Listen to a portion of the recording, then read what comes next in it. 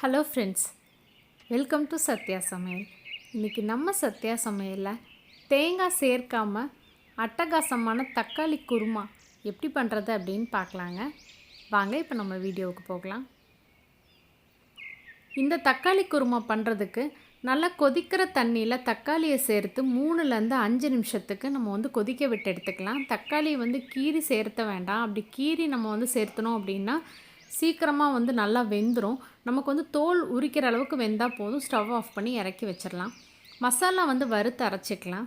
1/2 spoon அளவுக்கு கடலைப்பருப்பு போட்டு பருப்பு நல்லா வறுபட்டதுக்கப்புறமா 1/2 ஸ்பூன் அளவுக்கு உளுந்து சேர்த்துக்கலாம்.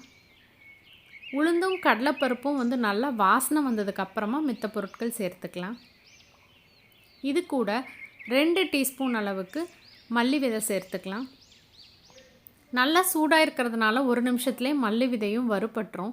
இதில் 1/2 ஸ்பூன் அளவுக்கு சோம்பு, 1/2 ஸ்பூன் சீரகம், 10 போல் மிளகு சேர்த்துக்கலாம். காரத்துக்கு நம்ம சாம்பார் பொடி பயன்படுத்துறதுனால மிளகு அந்த வாசனைக்காக மட்டும் போதும்.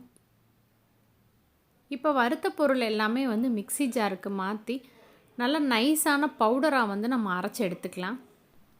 இந்த பொடி நம்ம டிஃபனுக்கு வைக்கிற சாம்பார் எல்லாத்துக்குமே மேல் பொடி மாதிரி தூவணும் அப்படின்னா நல்லாயிருக்கும். ஆனால் அந்த மாதிரி அரைக்கும் பொழுது சோம்பை சேர்க்காதீங்க. இப்போ மசாலா பொடி ரெடி ஆயிடுச்சு. நம்ம சுடுதண்ணியில் போட்டிருந்த தக்காளியினுடைய மேல் தோலை உரிச்சு எடுத்துடலாம். அதுக்கப்புறமா நம்ம தக்காளியை கட் பண்ணிவிட்டு குருமாவில் சேர்த்துக்கலாம். இந்த மாதிரி தோலை நீக்கிட்டு அதுக்கப்புறமா நம்ம குருமாவில் சேர்க்கும்போது நல்லா டேஸ்ட்டாக இருக்கும். அந்த திப்பி திப்பியாக வாய்க்கு கிடைக்காது. மேலே இருக்கக்கூடிய அந்த கண்ணை நீக்கிட்டு இந்த மாதிரி நம்ம கட் பண்ணி வச்சுக்கலாம். இப்போ குருமா தாளிச்சிடலாம். 1 ஸ்பூன் அளவுக்கு எண்ணெய் சேர்த்துக்கலாம். வாசனைக்காக பட்டை கிராம்பு எதுவுமே சேர்க்க வேண்டாங்க. நம்ம சோம்பு சேர்த்து அரைச்சிருக்கிறதுனால அதுவே நல்ல மணமாக இருக்கும். கடுகு மட்டும் போட்டு நம்ம தாளித்து விட்டுக்கலாம். கடுகு பொரிச்சதுக்கப்புறமா 4 பல் போல் பூண்டை கட் பண்ணி வச்சுருக்கேன். பூண்டு நல்லா வதங்கினதுக்கப்புறமா சின்னதாக ஒரு பெரிய வெங்காயத்தை நீல வாக்கில் கட் பண்ணி சேர்த்துக்கலாம். வெங்காயத்து கூடவே 2 பச்சை மிளகாயும் கொஞ்சமாக கருவேப்பிலையும் சேர்த்துக்கலாம். காரத்துக்கு தகுந்த மாதிரி நீங்கள் பச்சை மிளகாய் இன்னும் வேணும் அப்படின்னா இன்னொரு 2 மிளகாய் சேர்த்து அதிகமாக போட்டுக்கோங்க.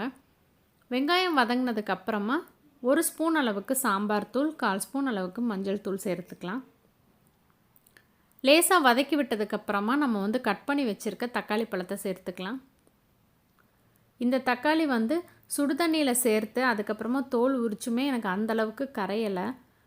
கொஞ்சமாக கல்லுப்பு போட்டு வதக்கி நம்ம மூடி போட்டுடலாம். இப்போ பாருங்கள், தக்காளி நல்லா வெந்துருச்சு. நல்ல நாட்டு தக்காளியை நம்ம பயன்படுத்தணும் அப்படின்னா குருமா ரொம்பவே டேஸ்ட்டாக இருக்குங்க.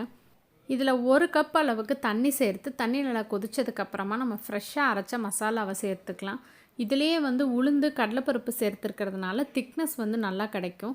மசாலா பொடியினுடைய பச்சை வாசனை நீங்கினதுக்கப்புறமா கொத்தமல்லி இலை தூவி இறக்கிடலாம். ரொம்ப ரொம்ப டேஸ்டான தேங்காய் இல்லாத இந்த தக்காளி குருமா ரெசிப்பியை நீங்களும் ட்ரை பண்ணி பாருங்கள். ரெசிபி உங்களுக்கு பிடிச்சிருந்தா மறக்காமல் உங்கள் ஃப்ரெண்ட்ஸ் எல்லாத்துக்கும் ஷேர் பண்ணுங்கள். லைக் பண்ணுங்கள், கமெண்ட் பண்ணுங்கள். நம்ம சேனலை சப்ஸ்கிரைப் பண்ணுங்கள். சுவையருந்திட சுவைத்து பாருங்கள். தேங்க்யூ.